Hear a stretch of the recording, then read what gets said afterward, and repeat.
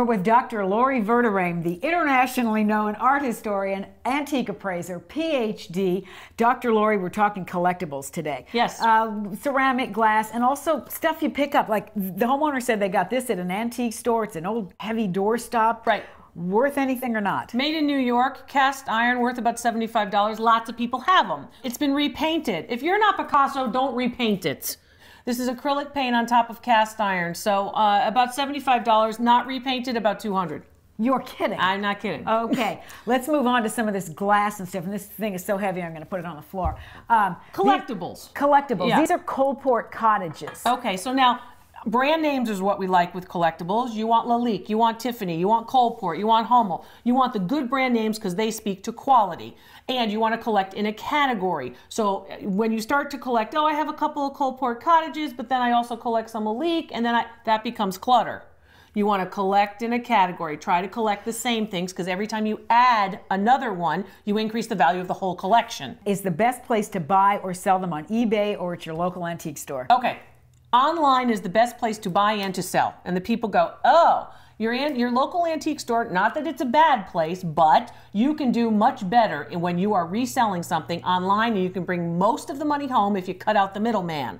And the way you have to do that is get an actual appraisal of an actual sales record. You can get it from my website at drloriv.com.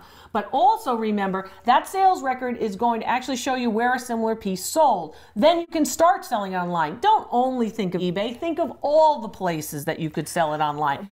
But remember, there are pieces that you'll say, oh, the Hummels are never valuable. Oh, the Lalique is never valuable. That's just not true. It depends on the individual objects. Okay, now, Hummels, are people still getting them? Are they just no longer valuable? Okay, so people, because there's so many of them out there and many people collected them, certain newer ones are not as valuable as the older ones. Condition is king. Condition is very important. The little tiny chip that you hardly notice. Important that you hardly notice. Called a flea bite, and you'd notice it. The same way you'd be scratching at your arm if a flea bit you. A flea bite is a little tiny thing that you will notice and collectors will notice. Condition is to antiques what location is to real estate. It's got to be in good shape. All right.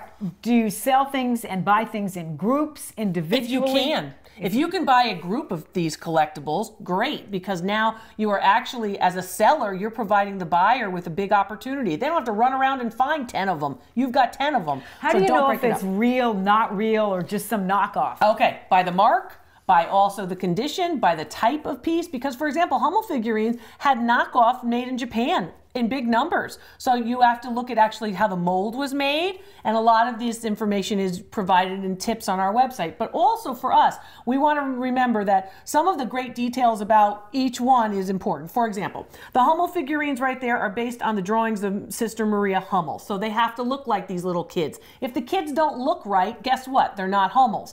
The Coalport pieces are known for their appliqué ornament. That means they're applied decoration, like these little intricate flowers. If they don't have the intricate flowers, they're not Coalport. They're trash. They're repros. Okay. They're restrikes. But they're not the treasure. But they're not the true thing. Okay. You know, it's basically that idea of getting the real thing. So they whether it's authentic or not, and those details are just it's much easier to fake the mark than it is to fake the detail. Okay. Okay. So you might see something that's marked one of these brand names, and it might be a fake. And it might be a fake. That's right. That's right. Okay. So that's why I want you to concentrate on looking at how they're made, the quality and the structure of the piece rather than the mark. You've got to remember, a lot of that stuff could be valuable. A walkthrough appraisal is always worth it. drloriv.com too. Thank you so much. It's good to know about all this stuff. I hope everything you've got is at least a sentimental treasure to you. Thanks a lot, and we'll see you next time.